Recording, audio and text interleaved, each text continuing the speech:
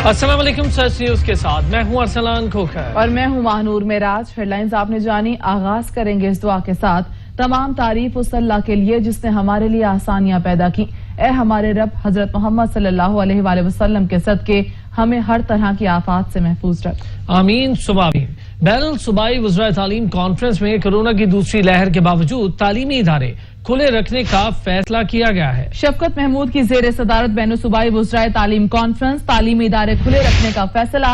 शुरा में इतफाक किया गया है कि तालीमी इदारे बंद करने की जरूरत नहीं, तालीमी इदारे खुले रहेंगे। विफाकी वजीर तालीम शफकत महमूद की जेर सदारत बैनुल सूबाई वज़राए तालीम कॉन्फ्रेंस का अहम इजलास हुआ है।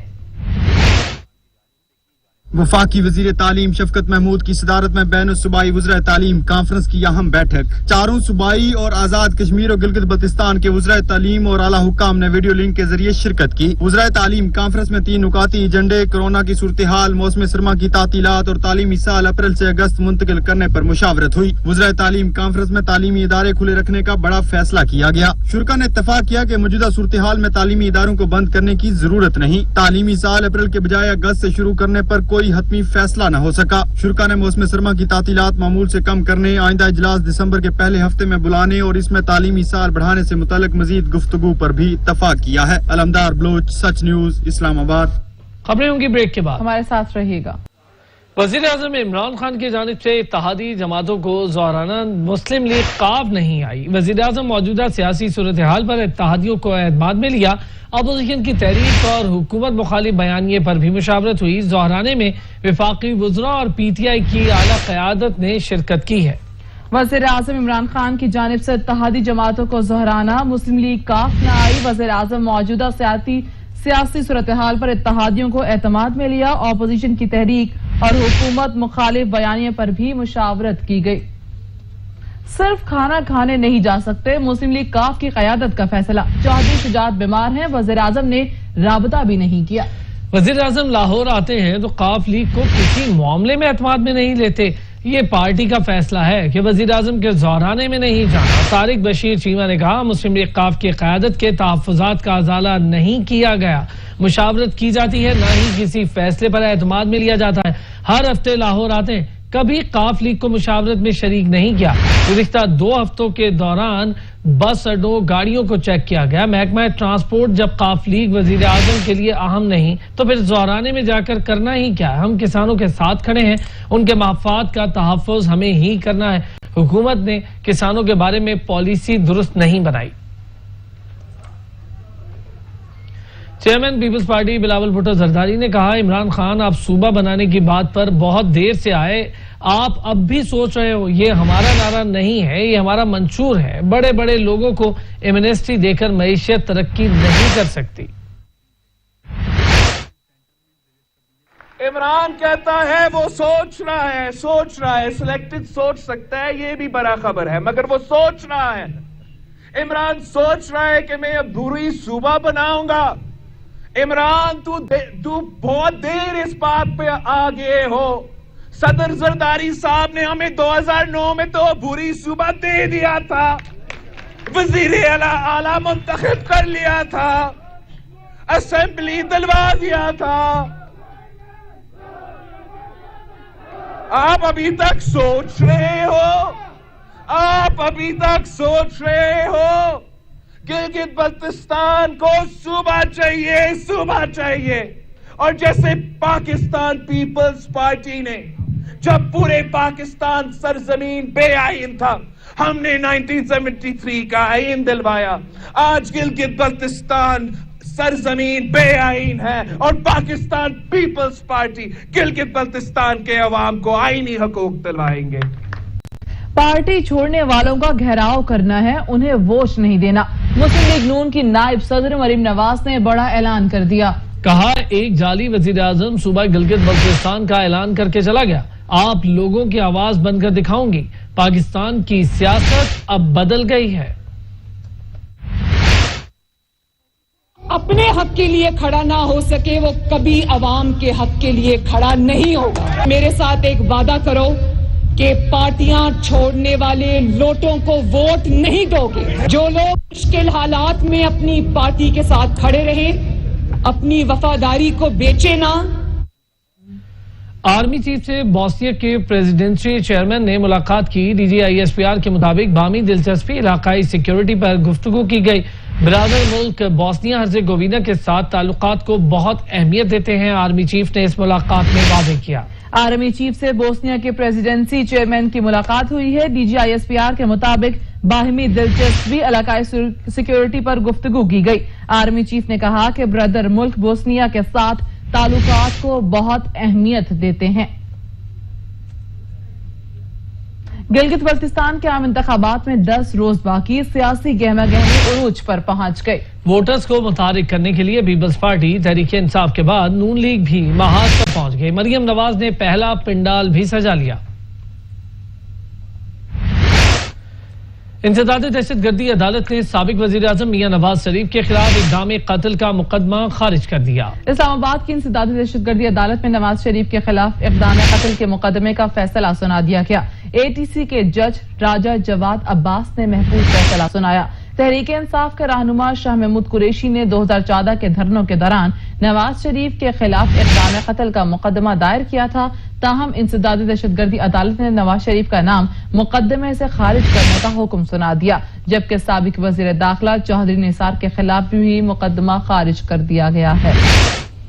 मनी लॉन्ड्रिंग रेफरेंस में बड़ी पेशरफ्त, शहबाज शरीफ की अहलिया नुसरत शहबाज को इश्तहारी करार देने के इश्तहारात अवेजा कर दिए गए। नैब के तफ्तीशी अफसर ने एहतसाब अदालत के बाहर नुसरत शहबाज को इश्तहारी करार देने का इश्तहार आवेजा कर दिया। एहतसाब के जज जवादुल हसन ने नुसरत शहबाज के खिलाफ इश्तहारी कार्रवाई का हुक्म दिया था। अदालत में अदम पेशी के बायस नुसरत शहबाज के खिलाफ कार्रवाई का हुक्म दिया गया।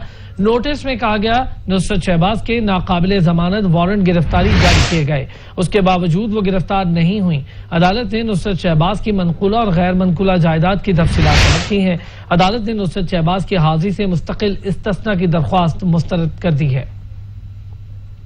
तर्जुमान सिंध हुकूमत मुर्तजा वहाब ने कहा, लोग गैर जमहूरी निजाम से तंग आ चुके, मुल्क में तब्दीली की सदा है, अवाम बिलावल की तरफ देख रहे हैं। शिबली फराज हकाइक को मस्ख न करें, विफाक, पंजाब और खैबर पख्तूनख्वा ने गंदुम हदफ पूरा नहीं किया।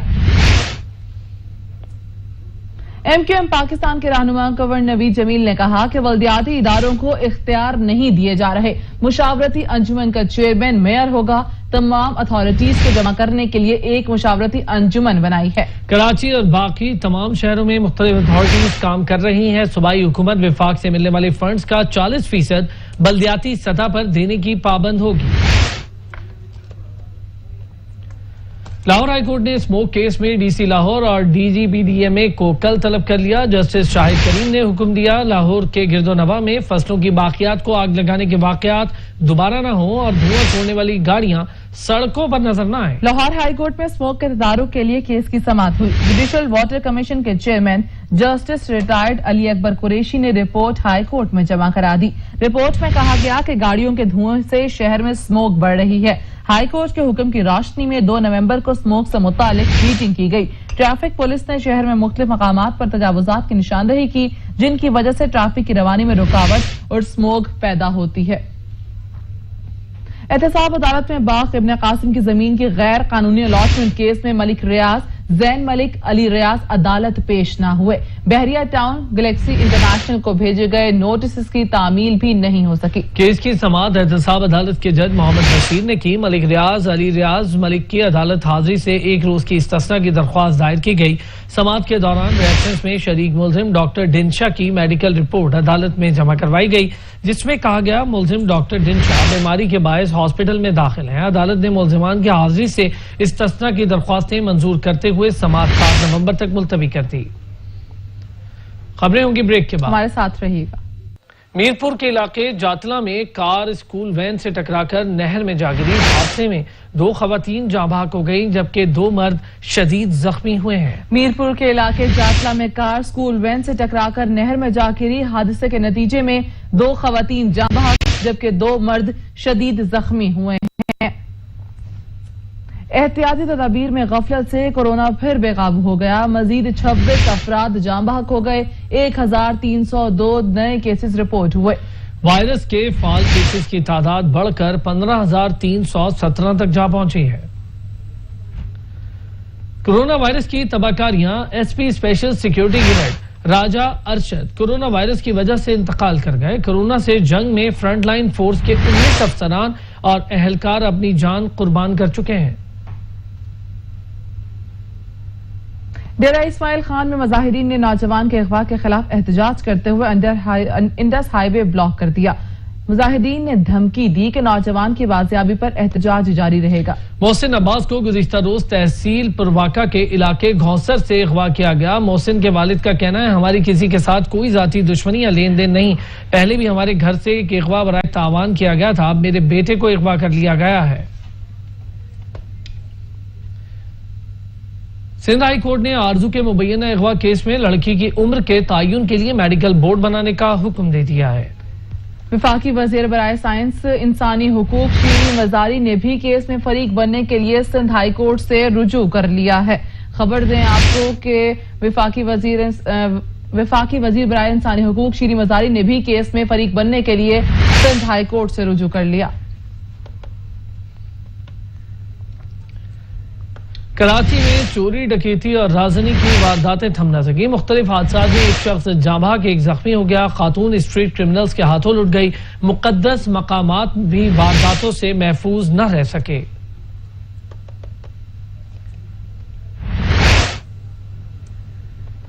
केडीए सुरजानी का मामला, आला अफसरान की आंखों में धूल झोंकने लगा। इंक्रोचमेंट ऑर्डर, किसी और सर्वे नंबर की कार्रवाई, किसी और जमीन पर केडीए सुरजानी माफिया का पुराना वतीरा है। मुतालिका तमाम सरकारी मुलाजिमीन के खिलाफ तौहीन अदालत फाइल की जाएगी। मजीद जानेंगे शाहिद एजाज से। जी शाहिद।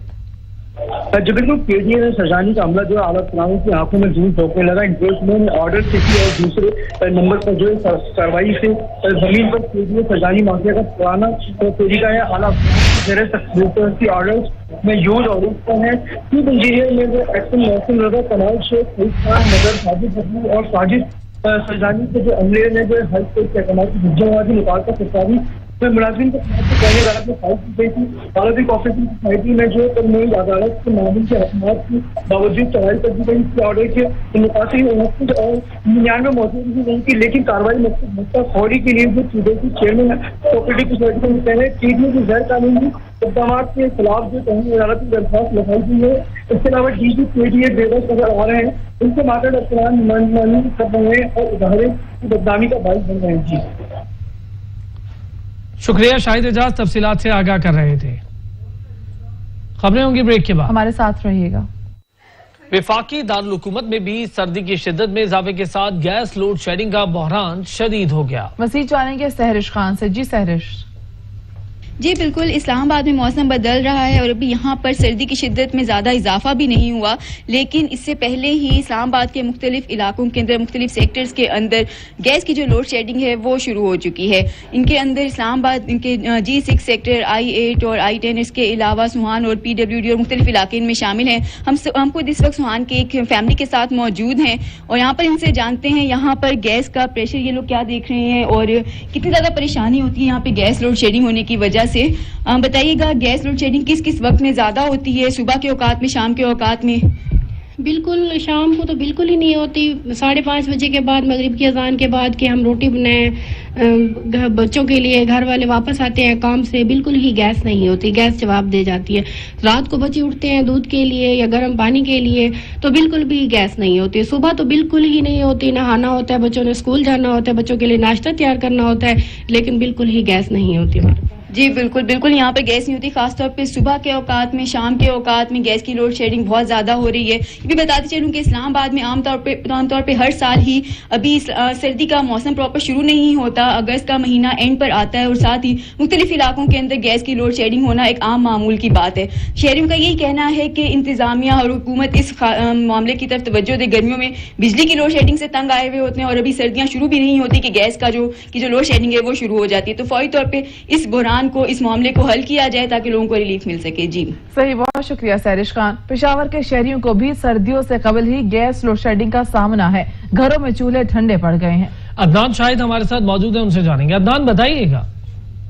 आज भी को देखिए, सर्दी की आमद के साथ ही पेशावर में गैस की गैर एलानिया लोड शेडिंग का सिलसिला शुरू हो गया है। शहरी इलाकों में 7 से 8 घंटे जबकि मुज़ाफ़ाती इलाकों में 10 से 12 घंटे गैस गायब रहना मामूल बन गया है। और अगर जिन इलाकों में गैस आ रही है वहाँ पर जो प्रेशर है वो इंतहाई कम है, जिसकी वजह से भी शहरियों को मुश्किलात का सामना करना पड़ रहा है। जब हमारी शहरियों से बात हुई तो शहरियों का यही कहना है कि अमूमन गैस जो है वो रात के 10 बजे गायब हो जाती है, या तो सुबह 6 बजे जब नाश्ते का वक्त होता है, बच्चों के स्कूल जाने का वक्त होता है, तो उस वक्त जो है गैस की लोड शेडिंग होती है, जिसकी वजह से जो बच्चे हैं वो भूखे स्कूल चले जाते हैं। इसी तरह जो मर्द हजरात हैं वो भी बिना नाश्ता किए जो हैं वो दफ्तर की तरफ चले जाते हैं। दूसरी जानिब जो सुई नादन गैस वाले हैं उनका ये कहना है कि शहर में नए गैस पाइपलाइन जो हैं वो डाले जा रहे हैं, जिसकी वजह से जो प्रेशर है वो इंतहाई कम है। और जिन इलाकों में पाइप डाले जा रहे हैं वहाँ पर गैस की गैर एलानिया लोड शेडिंग की जा रही है। ताहम जब ये पाइप डाल दिए जाएंगे तो पेशावर के शहरियों को मुकम्मल तौर पर गैस जो है वो फराहम की जाएगी, क्योंकि सर्दी की आमद से कबल ही ये कहा जा रहा है कि तमाम तर जो तामीराती काम है उनको मुकम्मल कर लिया जाए, ताकि तेज सर्दी में जो शहरी हैं वो गैस से मुस्तफीद हो सकें। जी बहुत शुक्रिया अदनान शाहिद। दुनिया भर की नजरें अमरीकी इंतखाबात पर जम चुकी हैं। जो बाइडन की व्हाइट हाउस तक रसाई का इम्कान बढ़ गया। रियासत मिशिगन में कामयाबी के बाद जो बाइडन को कामयाबी के लिए सिर्फ 6 वोट दरकार हैं, जबकि ट्रंप को 214 इलेक्टोरल वोट मिले हैं। रियासत पेंसिल्वेनिया किसके नाम होगी, फैसला आना अभी बाकी है। अमेरिका में इंतखाबी नताइज आने से कबल एहतजाज शुरू हो गया। वॉशिंगटन में व्हाइट हाउस के बाहर जो बाइडन और ट्रंप के हामी आपस में लड़ पड़े। मुजाहिरीन ट्रंप के खिलाफ और जो बाइडन के हक में नारे लगाते रहे। अमेरिकी सदर डोनाल्ड ट्रंप ने 3 रियासतों के इंतखाबी नताइज चैलेंज कर दिए।